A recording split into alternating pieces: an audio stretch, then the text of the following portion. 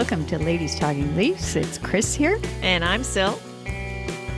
And it's May 2nd. Today it's Sunday. And what day in Maple Leaf history is that, Sil? Well, I believe this is the anniversary of our last Stanley Cup win in 1967 today. Yeah, that's it. I was reminded this morning. We always like to celebrate our past, our history, and a lot of jokes come from that from opposing teams. But hey, that's why I guess a friend of mine actually put in his post, that's the fact that it's so long ago, somehow it's made LeafsNation stronger and believing in the teams for and being so dedicated fans. Mm-hmm. Somehow, I mean, I don't know. That's how he looked at it. So you got to take another positive is the fact that our team now is finally doing well. I mean, we've had other teams obviously throughout the past 54 years, I guess. I think it's 54 years. But we've had other teams that have done well, but this one here seems to be a little bit different. So we're crossing our fingers for a long playoff run and at least getting one win in the one round, anyways. At least, But anyhow, we want to start off the show with that, and we also wanted to start off the show with giving our condolences to the family and friends of former Leaf Miroslav Fričer. Fričer was a scoring winger, played 7 seasons with the Leafs, and he played in the not-so-great 80s, which we remember well, especially me. Speaking for myself, I know. I just remember for the longest time back then in those early 80s, we always only had one line. And finally, when Miroslav Fričer came along, he was a scoring winger, and his centerman was Peter Ineček, and Walt Podobny was on the other wing. And unfortunately, he's sadly passed away as well. But it formed an exciting second line. That's what I'm getting to. They were an actual second line that we had, which we never had. And I actually remember saying that to so many friends of mine back then. So that we were all excited to finally have 2 lines, not just one line. But so Fričer is still in the top 50 all-time points as a Leaf. Mm-hmm. Yeah, it is interesting. He did add a little bit of excitement with that line. I definitely remember him as a player from back then. Interestingly, Lance Hornby also tweeted a comment from Fričer's line mate, Peter Ineček, after Fričer had picked him up at the airport for his first training camp and they were driving down the Gardner. Fričer turned to Ineček and said, look around. If we play well, we can be kings in this city. They love hockey. Truer words can never be spoken. So rest in peace, Miroslav Fričer. Yeah. On a happier note, something to look forward to and also related to Leafs alumni, there's apparently going to be a TV series about the life and times of Börje Salming. So filming for that is supposed to start next year. I can't actually think of a more colorful Leaf to follow because he is, first of all, he looks like he could still play now. He's in such great shape. So even if they just did workout videos that he does, and they could really market that, but he's very entrepreneurial. He's started ball hockey leagues. He's done so many things, and he's still very active and creating new and different things. So I'm actually really looking forward to that. Yeah, he's all over social media. I mean, totally. On Instagram, he's showing he's definitely an outdoorsman kind of guy. It seems he's always doing stuff outside, and I think he has a clothing line now. I think he has he's getting into linens and bedding and stuff like that. I don't know. He has lots of things going on, which is great. I mean, he just turned 70, so it's great to see him doing well. And I look forward to this TV series. It's going to talk about him coming in Sweden as well as coming over, obviously here and playing in the NHL. Being one of the first Europeans to come over here and play, and what that was like. So yeah, that's definitely going to be something to look forward to. And then another Hollywood moment for us, for our team. I don't think we've mentioned it before. So I think we did, but it was really, really early on. Yeah. Yeah. Might be right at the beginning of the season when we found out they're doing this. Yeah, this Amazon sports documentary, All or Nothing, it's called, which is going to be released apparently in the fall before the start of next season. So that's a really big, from what I read anyways, there was like a real big discussion between the NHL, the Maple Leafs, and Amazon to come together to be on this, to do this documentary. So that'll be interesting as well, like to see how that's the timing of that is actually kind of smart, because depending on what happens at the end of this season, right? Mm-hmm. Yeah. They can edit it to fit the appropriate narrative, first of all, before they actually release it in the fall. And the other thing is it can also be, it will be like a hype moment, like regardless of what happens, I think, to put it out before the next season starts. Like, that's like, what a primer. Oh yeah, for sure. LeafsNation, right? So yeah, it's kind of very smart the way they're doing it, because regardless of the outcome, like obviously we hope the outcome is going to be as positive as can be. But if that doesn't happen, there's ways that they can edit it and put it out to fit the appropriate narrative, right? So I think I'm really looking forward to it. Yeah, hopefully by then, and the NHL is hoping, everybody's hoping, like this pandemic thing, that they'll actually be like, we'll be looking forward to actually going to see the games in person next season. So I think so to have this as a primer, let's just say, like to get ready for it, like you're saying, it's well positioned. They are that way. I swear to God, MLSE is like the most brilliant marketing machine there is. When you think that they can't do anything new and different, like, because obviously everybody copies throughout the league and throughout all the other leagues, the stuff that we do, or the stuff that MLSE does. I'm not an employee, obviously. But yeah, like I think that's actually quite brilliant. Anyway, so lots to look forward to for the team off the ice, and we've got a lot to get to with the team on the ice, so let's get to it. So we're obviously going to cover the good, the bad, and the ugly, and then we're going to roll the Ladies Talkin' Leafs highlight reel and get into another third period segment. So without any further ado, let's talk Leafs.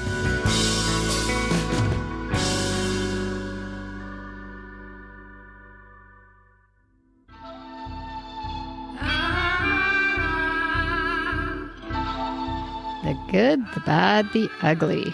So this time it was kind of fun, because last time I think we couldn't pick up anything that was good, but this time we have some good stuff for both of us. It was pretty easy to pick it. My good this time is the veteran forward group, and that being Jason Spezza, Joe Thornton, Wayne Simmons, and our new addition to the team, Nick Foligno. I was going to say Mike Foligno. Anyways, we won't go there. But no, Nick Foligno. So to me, they are in fine form as we get closer to the playoffs. Spezza and Thornton both have 5-game point streaks going now after Saturday night. They both got points last night versus the Canucks. Foligno has a point in every game he's played, so he has a 4-game point streak going. And Simmons is being Simmons, basically just being a presence on the bench, chirping people, sticking up for teammates, and doing what we knew we were getting from him. And he's doing well on the ice too. So yeah, I think it's just good that they're getting tuned up at the right time now, right? Obviously we only have 5 or 6 games left to go before the playoffs. So, definitely, they're all getting themselves ready, ramping up, especially Jumbo Joe there too with his chirping antics with against Winnipeg, and I don't know what was bothering him so much from Nikolai Ehlers there, but he definitely was chirping him, and Jason Spezza. I mean, this is his 2nd season now with us, so he's but I think he's actually doing better than he was last year. So like, and he's 37 this year. Like he's a year older, but he seems to be better. Actually, that's one thing I noticed too. Like the young guys, like Sandine and Adam Brooks, like now Adam Brooks is centering the two old guys. I know it's hilarious seeing him sitting between the two guys on the bench. He looks like this baby. Yeah. Oh yeah, God, but he's taking it all in. Yeah. Yeah, he's taking it all in. But what they said was they're like, Sandine, actually, he was funny in one interview I saw of him. He's like, those guys actually try to be younger than us. He said, right? He goes, it's great. He goes, right? He goes, they come into the room and they're all like, it's like they're all younger than us, or they're trying to act younger than them. So I think that positive vibe that way too, from having played so many games and just all their experience, like it's just going to be, it's infectious basically on the team. And then, and then Nick Foligno, I mean, he, I'll get into him a little bit more too. We have him in another section, but he had that speech going, I guess before the first game that he played versus Winnipeg, he had the speech where he basically said like how excited he was to be a Leaf. So that I think was really, really interesting as well. But so I don't know. I agree. It's, to me, I find it interesting, what a difference 2 weeks can make. Because literally on our last podcast, we were lamenting that we're not getting any secondary scoring from this group. And now they basically have decided to turn it on. So it's fantastic what we've seen from them. And obviously we were looking forward to those games against Winnipeg as another marker for them. And they really, really showed up in those two games, and particularly this veteran forward presence. So I think that did get people fired up, and is a good signal for our younger guys that, they mean business. And I think that we do need people like that to help carry us through. So, definitely, they did start showing up. So let's hope that can continue.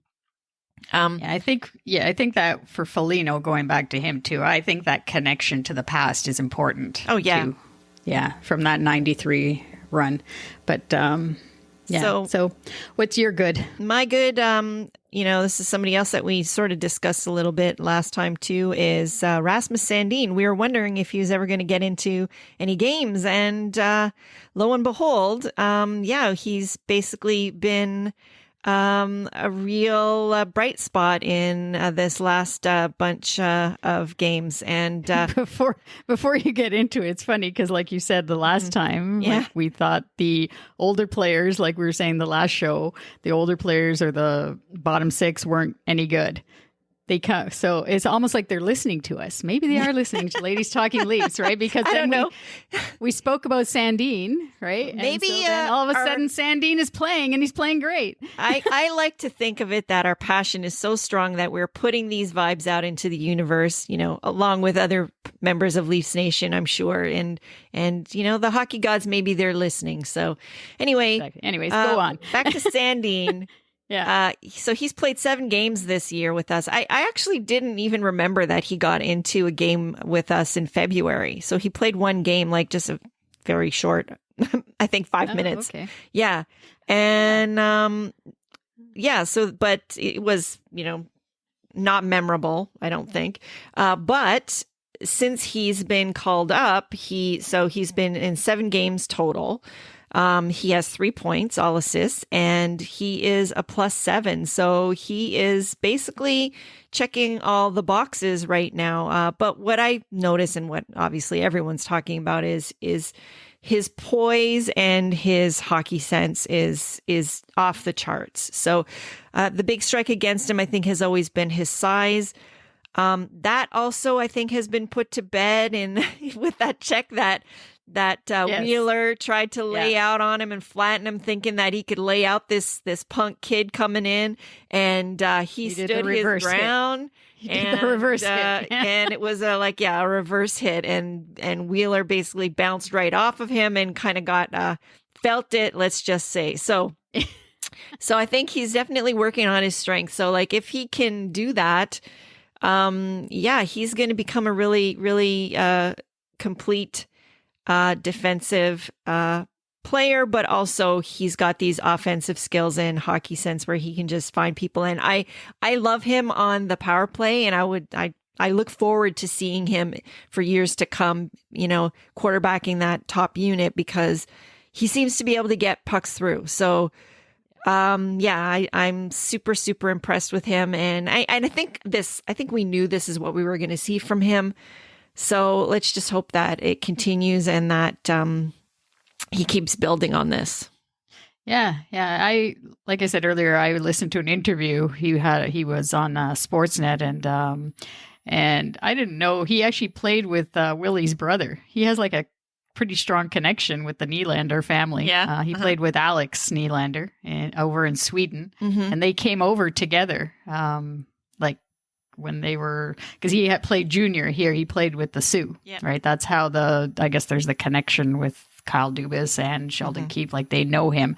And anyways, I didn't know though there was this connection with Willie's brother, Alex. And so that's kind of fun. And they both have the same agent apparently as well.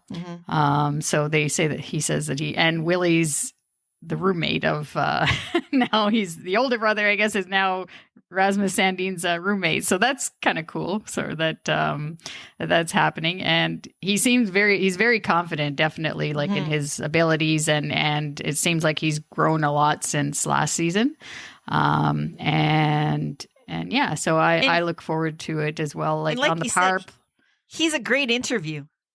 Oh, yeah. He does not give those canned responses. Like I do like listening to him. So yeah, because he said he also said some of them were asking like what like how does he approach the power play, and because they were saying like he seems to be seeing the ice well, that sort of thing, and he just said he's very just upfront. He just says, I'm just looking for the best play, like the open man or the open guy. He goes, I'm not always trying to filter it to like Mitch Marner and Austin Matthews. Like if they're not there, I'm not going to send it there, obviously, sort of thing. Right. So, I mean, he's just, it's almost like it makes so much sense what he's saying. And it's like, okay, so it's translating a little bit on the ice. He doesn't get that much time on the power play because he's on the second unit still. Right. But I see that in his future for sure. But yeah. Anyways, so we should move on, I guess, to our bad. To the bad? Maybe a little bit of bad. Just the bad. I mean, there wasn't too much to choose from. The bad I picked out here was from the Marlies had I guess a COVID outbreak. And so from that, and I'm not sure if there was anything else in the league, but the AHL announced that this season, the 2021 Calder Cup would not be awarded for the second year in a row. So, what they're going to do apparently is the AHL is going to just award a trophy to each divisional winner. So they're still going to play out the season. The Marlies played their first game back was yesterday. On Saturday, they lost, unfortunately. But it's still good to just have at least they're back, they're healthy, and that there's somewhere to play for these players, right? With the taxi squad going up and down and that kind of thing. And also for our Frederick Anderson, obviously, which is the never-ending story there, whether or not he goes down, and at least there's that opportunity to play somewhere if he can't get in a game here. So that's the bad, though, the fact that there is no Calder Cup this season being awarded again.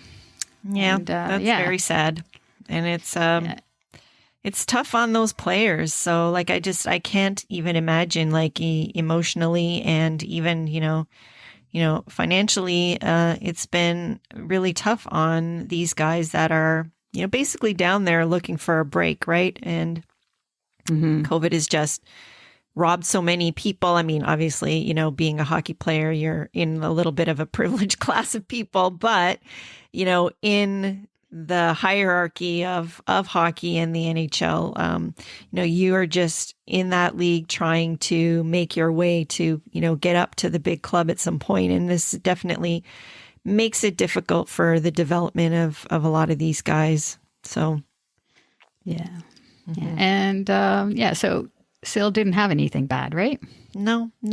I couldn't. No, I really, either. really racked my brain, but I was kind of No, there really wasn't left that. with good feelings, and I couldn't really pinpoint anything. Like I really would have had to nitpick to pull something out, and I just thought, after the couple weeks they had, that's not really fair. So I'm just going to pass on the bad.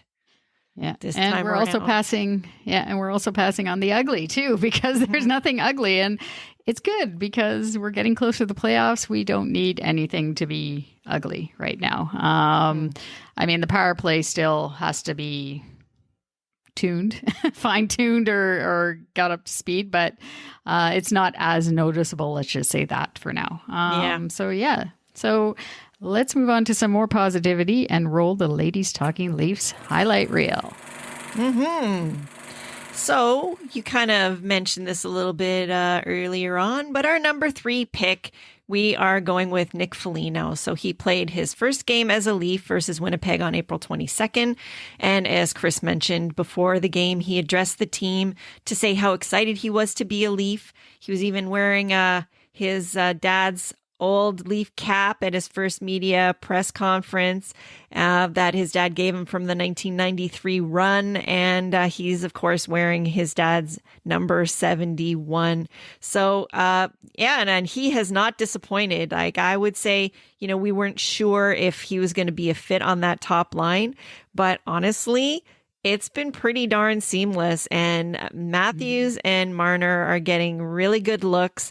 He is doing whatever he needs to physically without, I would say that just positionally, he's fantastic. And even last night, he made that great defensive play in the, I think it was even in the defensive zone, and basically flipped the puck around going down the other way. So, he's a really, really smart player, and I actually kind of like him up there with them for now. So we'll see if this means that when Hyman comes back, he can slot in to that third line, which I think is what they would prefer, so that they could really beef up that line. Yeah. So, I love that he wears the cap. I think he's going to be wearing, from what he said, he's going to be wearing it every press conference whenever he's called for. He's going to wear the cap. That's going to maybe bring us some good luck. So yeah. And ever since he came into the lineup, we're on a 4-game win streak now. We've won every game, so I don't think that's a coincidence. And he's definitely looking fine up there with Marner and Matthews. And I think it also proves that basically anybody can play with those two players. and True. And I think they would be fine. But yeah, so let's go on to number 2. Number 2 we put as Jumbo Joe Thornton. I don't think he's been on our highlight reel this year. So he collected his 1100th career assist versus the Habs, and he became the 7th player in NHL history to do this. Not to mention, I guess this is a compliment or something. He became the oldest player to score a goal for the Leafs at 41 years old, and he passed Leafs alumni Alan Stanley with that. So, yeah. Yeah, he's reaching some rarefied air when it comes to this league and even on our team. So that's pretty special company to be only the 7th player in NHL history to do that. For sure. Yeah. Yeah. And you can still see it on the ice. He, again, like also a veteran guy, super, super smart player, just really knows where to be on the ice, very economical in where he chooses to be. I do think he's one of those guys that definitely knows where the puck is going to be. And also, he must be good at chess. Like, honestly, some of these guys, I bet they're good chess players, because he seems to be able to see things a couple of plays ahead as to, how things are going to click. So, that's fantastic for Joe.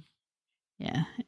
And actually, I'm like slipped off there for a second. Your turn. I was thinking about Joe. getting into the Hockey Hall of Fame was what was in my mind at that moment. Anyway, so I drifted off a bit there. Well, sorry. That's pretty much guaranteed, probably. Yes, I would think so. So number one on our highlight reel is the one and only Austin Matthews. So obviously our listeners should know by now that the highlight reel moment, the moment of his 35th goal of the season versus the Habs and how he batted the puck out of the air, got it by the player, and then controlled the bouncing puck to shoot it past the goalie, Jake Allen. Yes, what a moment. Just another wow moment for AM34. Like, it's just, he's making it look so darn easy right now. Like, I don't know, like last night, I think I commented to you that the game, he looked like he was playing like in a Timbits game, and he was like the one player that was like way, way better than everybody else. Like, so, it's pretty impressive. And, we're just going to have to keep adding him on our highlight reel here as he is putting more and more accolades together. So, yeah, it's not like, we should tell our listeners, it's not like, well, I mean, they know, obviously. I mean, it's hard not to include him on every highlight reel, on all of our highlight reels, because the guy just does something almost every game. Like, he rarely has a night off that you can remember where there's something that he did that's not noticeable at a different level than everybody else. So yeah. And we just want that to continue going into the playoffs. We know that it will, and that and he's still going after that Robert Richard trophy. So that's what we're looking forward to. Now, we should give the honorable mention. Sil thought of this as well. She was thinking very hard about this. She couldn't remember what it was, but an honorable mention goes to Jason Spezza, who this was really cool, actually. He rallied with his Leaf teammates to he rallied them to chip in and support their Marley brothers. As we discussed, being a professional hockey player in the AHL this year has been difficult in many ways, so including financially. And in Jason Spezza's words, they're a part of the family, and the Marleys are, and they're just taking care of each other. Vintage is a special player, person, and role model for our young guys. And like, for him to think of that, and I don't think they actually wanted it to come out, but somehow it did. And but like, it's tough. It's tough playing in the AHL, and some of these guys, like, they're like, and especially with the whole COVID thing on top of it, and they're just not getting the opportunities like that they normally would in this odd time, basically. And so it's really good that the players decide to do that and support their Marley brothers. 100%. So moving on now, we're going to our third period. The third period. So this is where Sil and I, we picked a couple of topics to discuss, just in general, whether they're Leaf related or not Leaf related. But in this case, I decided to talk about, because we're getting close to the playoffs now, and I want to talk a little bit about what's going to happen once we get to the conference finals, where the Canadian team is coming out of the division and where they're going to play. There's an idea circulating that the Canadian team will have to move its location to a U.S. Arena, obviously to a place maybe where a team is not didn't make the playoffs, like Buffalo or Detroit, for example. Let's say, in our case, because they're the two closest teams in the U.S. And this is all assuming, of course, the border is closed. So I just don't think it's fair that the Canadian team would have to move out and live out of a hotel in a city that they don't know. But from what I get, or I understand, the opponent will play in their home rink. And majority of the U.S. cities now have fans in their building. So we're going to play in this empty building, and we have to stay in the hotel and not have our usual environment, let's just say. But the other team, let's say by the time we get there, it's the Final Four. So let's just say it's Tampa. I don't know. like they're going to basically just play in their home rink in Tampa and have all the facilities available that they're used to and stay in their beds and all that. I just don't think it's fair. I don't know. I really hope that they figure something out either with the Canadian government or or by that time, maybe things, I mean, I did see yesterday, Toronto said that there was, I guess we got 40% of people are vaccinated with their first shot. So, woohoo, way to go, Toronto. So then keep going with the vaccinations. But I don't know. I just don't, I think whoever is playing that Canadian team should have to, if it has to go into like a bubble again, then they should have to play out of the one rink and not have any fans. I don't think that a team should play with no fans and then go to the U.S. team's home rink. My thinking is that if they go to a U.S. market, they will have fans, but the fans are not going to be Leaf fans. No, they're going to be fans like American fans. Like I would assume that if they decided to say go to Buffalo or Detroit, there's a chance that you're going to get fans of the Leafs that are able to that live on the other side of the border. So that are American, maybe that they do like the Leafs.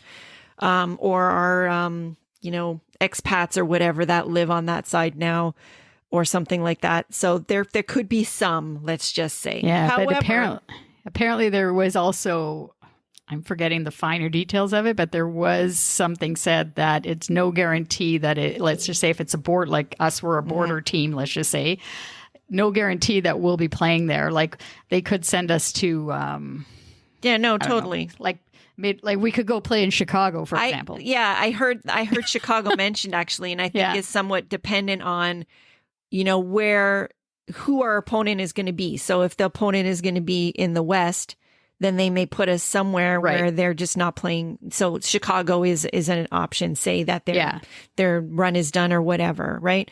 Yeah. But I agree with you. I don't think that there should be any fans allowed in. However, because this is a revenue thing, there's no way that's not going to happen.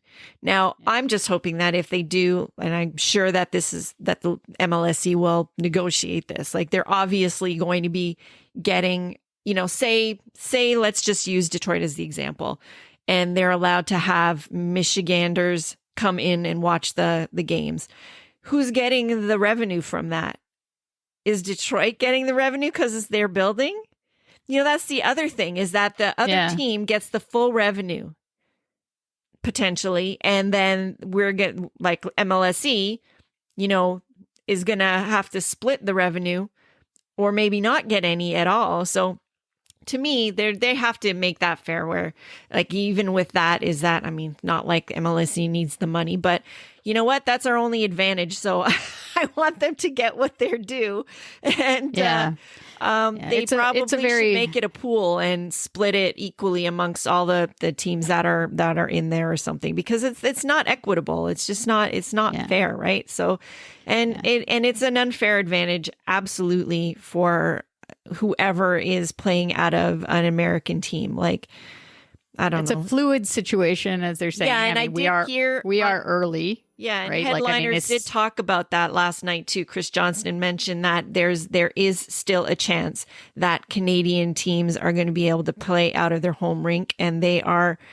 But obviously, that announcement is not going to be made until the 11th hour because they're still negotiating it. But that's the option. That's their preferred option, that the Canadian teams do indeed play out of their home rink. So yeah, we're going to have to wait and see. I think June 1st, somehow I have June 1st in my mind, but June 1st, I think, is the deadline for them to actually have something in place, either with the Canadian government or to say what's going on. But even with that, I mean, even say, we are in the conference final and they're allowed to play out of Scotiabank Arena. There's like a really good chance that we're not going to be allowed to be in that building. So why is it for the other teams in the States to have fans? Like, even if they're playing here, they're not going to get that same advantage. Like, No, that's true. So, yeah. And another thing, just quickly, that I think is dumb is how our season is ending on May 14th, but because the Canucks are still playing games through to May 19th, we're going to be waiting a whole week, basically, before starting the playoffs. And the U.S. teams, from what I heard, are going to be starting with what was originally planned by the NHL that week of, because the season was supposed to end on May the 12th. So I think they would have been starting like on May 14, 15. I just think it's dumb that, I mean, I think the Canucks are playing 3 games versus the Flames, their final 3 games. And it's like both teams could be out of it by then. They might even be out of it like this week sometime. And they're going to make us wait a whole week and sit around. Yeah, I don't know. I actually think that there's still a chance that might not happen. And I agree with you. Like, I don't really see the need for, because it's not like their venues have any impact. So let them play out their games. That's fine. You can still televise them and everything. But why can't our playoffs start at the same time as everyone else? Because it doesn't impact them at all. So if they're just playing out the string, let them play out the string for their lottery position, but the playoffs should still be able to go on as starting because it doesn't have any effect on any of the venues or anything. So it should be able to go on. Yeah, I know exactly.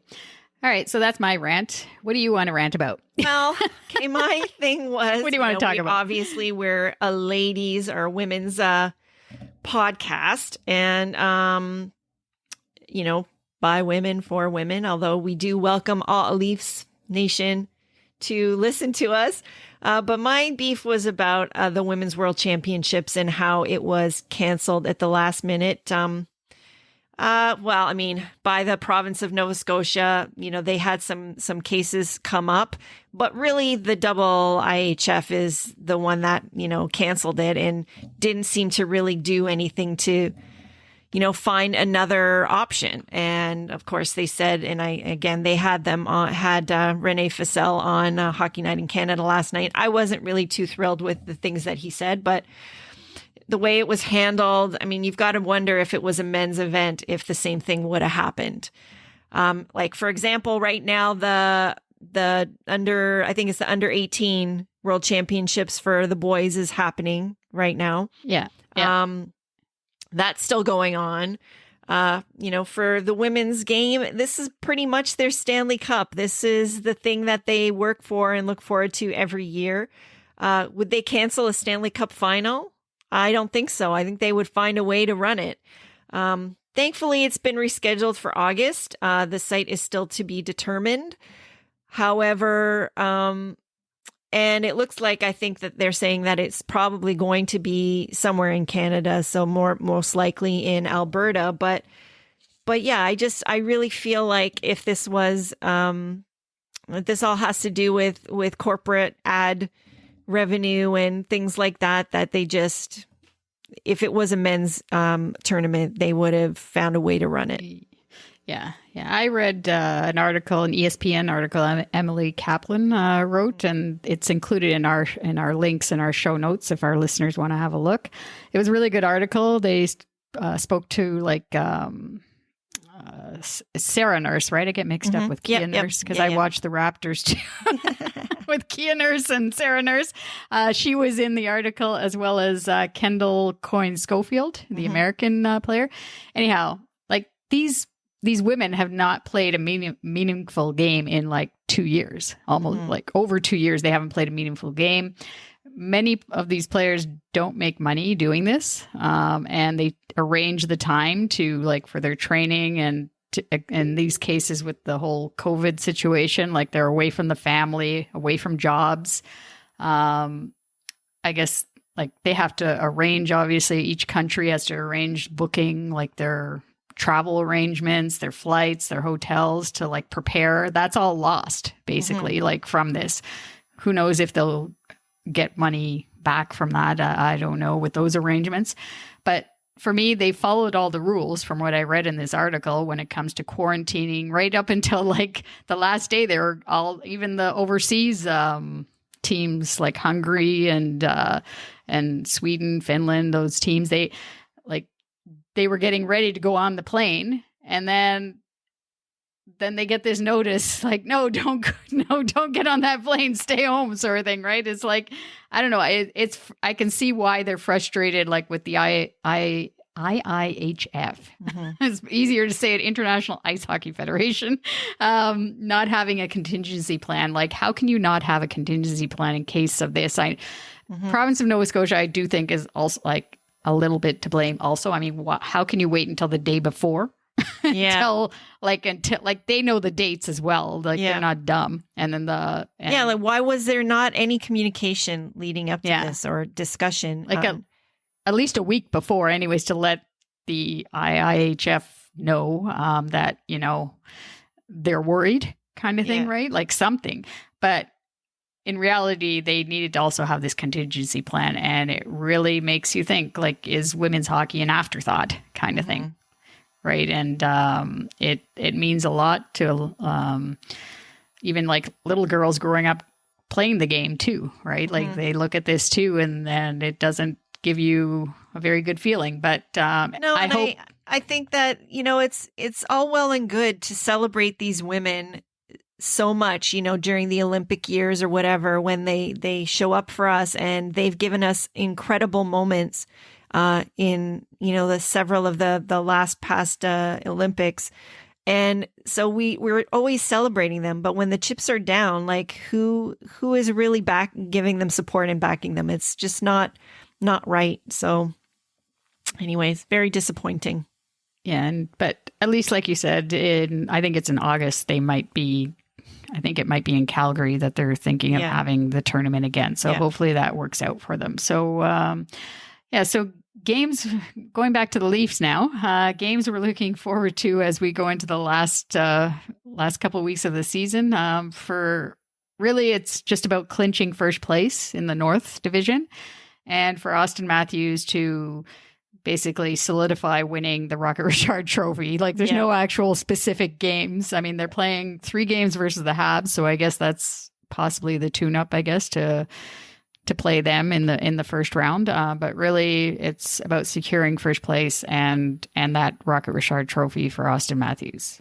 Yeah, I think. I really agree that there's not any one specific game I'm looking forward to. I'm looking forward to more watching them ramp up and just, you know, the different things that we've seen emerging over the last 2 weeks, you know, like, you know, that fire, the secondary scoring starting to come together, just things kind of solidifying and getting a little bit more set. And I am looking forward to, you know, I don't know what game this will happen to be in, but I'm looking forward to seeing Zach Hyman back in the lineup and seeing how he looks and feels. And, you know, if Freddie might get in. I was just going to say, our goaltender situation, hopefully we'll see how that turns out. Right. Yeah. So it's just seeing all the pieces of the puzzle, getting back put together. So anyway, before we go, we do want to wish all the moms next week out there a happy Mother's Day. Mm-hmm. Yeah, so happy Mother's Day. It's next Sunday, the 9th of May. So yeah, however you spend it, enjoy it. And even though here in Canada, we still in quarantine here, or in, what do you say? We're in lockdown, I guess. Mm-hmm. So we can't be together with moms, but however you spend it virtually, just make the best of it. Basically, that's what we're all going to do. So, as always, if you have any thoughts on what we talked about on the show, please DM us on any of our social media platforms and follow us on Twitter, Instagram, and Facebook at our handle, which is at LTL1917. And you can also always email us at ladiestalkinleafs@gmail.com. Yeah, and another way to connect with us is at Ko-fi.com. That's ko-fi.com. There you can follow us and check out our video intro, where you can find out more about us and how our podcast came to life. If you choose to, you can also support us there and buy us a coffee. I like Tim's personally, but Ko-fi is good too. Any donation goes to helping us produce the show and making it even better for you. Find the link to our Ko-fi page on our show notes and any of our social media profile pages. As always, thank you to our healthcare workers and everything they do. Stay safe and well, everybody. And go, Leafs, go!